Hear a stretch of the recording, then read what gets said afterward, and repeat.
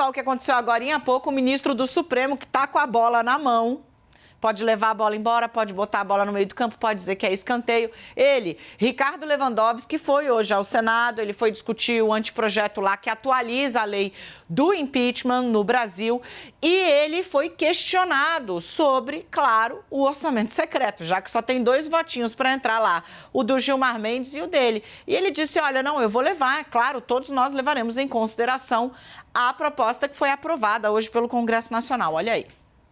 Eu tive a oportunidade de dizer, no apagar das luzes da sessão de ontem, de que o ofício que o senhor presidente do Senado Federal, o senador Rodrigo Pacheco, enviou ao Supremo Tribunal Federal, e mais do que isso, a todos os gabinetes que integram a Suprema Corte, a todos os ministros, com isso ele inaugurou um salutar diálogo institucional.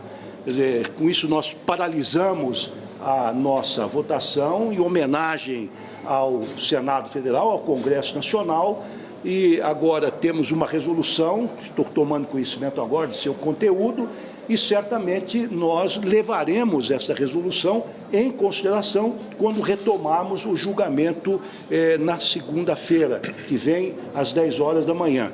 Eu já tive a oportunidade também de me manifestar ontem, ao ler o ofício do eminente presidente do Senado Federal, que muito daquilo que estava proposto nesta resolução, de certa maneira, atendia às preocupações que foram ventiladas pelos ministros ao longo do julgamento. Então, nós, segunda-feira, com toda certeza, nos debruçaremos sobre essa resolução que agora foi aprovada, sempre dentro desse sentido importante de diálogo entre os poderes.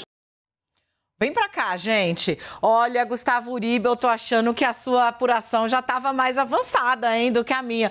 Porque ele entregou tudo, assim, negócio de bastidor não é com o ministro Ricardo Lewandowski, do jeito polidíssimo dele de falar. Ele primeiro disse que parou a votação do julgamento, parou o julgamento ontem, em atenção ao Congresso Nacional, que sinalizava que votaria esse projeto. Ou seja, o Congresso liga, né? Provavelmente Pacheco avisa, olha, nós vamos fazer, aqui nós vamos mudar, vai estar de papel passado, não é uma coisa para confiar na palavra, vai virar lei, vai virar norma.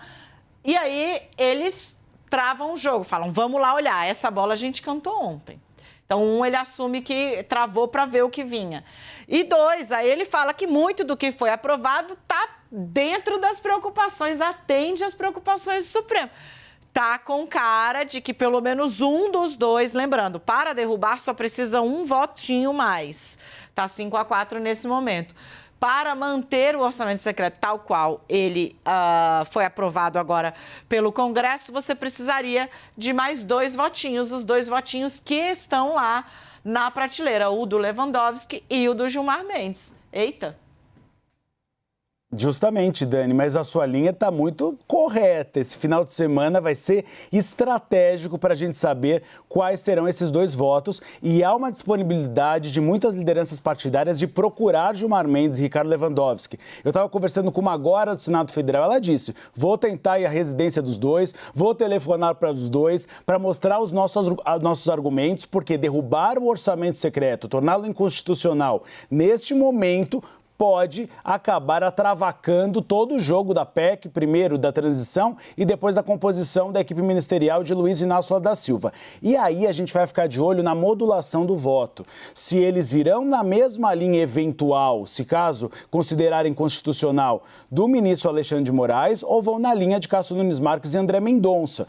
Porque a informação que eu tive mais cedo é que eles estavam com uma simpatia pelo voto de Alexandre de Moraes, que eles consideraram que a votação do Senado Federal acabou criando uma regra no escuro para a divisão dessas emendas, sobretudo nas bancadas. Os líderes partidários vão se transformar reis, vão distribuir para quem eles quiserem, sem critério algum. Na votação houve 2 destaques. Um na linha do ministro Alexandre de Moraes, uma distribuição igualitária entre todos os parlamentares e senadores, deputados e senadores, e um outro destaque que era algum tipo de regra. Foi aprovada essa medida sem nenhuma regra, sem nenhum critério. E aí pode caber ao Supremo Tribunal Federal trazer um pouco mais de moralidade nessa discussão. Yuri. Pois é, eu estava ouvindo o Uribe e ontem à noite a Larissa Rodrigues, no Prime Time, já trouxe um pouquinho dessa percepção de que o voto do ministro Alexandre de Moraes seria a chave para se... Eu falei isso ontem no 360, mas eu achei ele tão... que ele criou um terceiro terço, Sim. né? E aí é o seguinte, para quem está em casa agora acompanhando, os votos de André Mendonça e Nunes Marques, eles têm diferenças, mas eles são compatíveis. Então, você consegue colocar eles no mesmo bolinho. Caixinha. Exatamente. O caso do voto do Alexandre de Moraes, ele indica um terceiro caminho, né? Você tem os votos pela ilegalidade, Rosa Weber, Carmen Lúcia, Fachin, Barroso e etc. Você tem os votos de Nunes Marques e André Mendonça, que dão ao Congresso, né, que seria exatamente o que o Congresso fez agora, né?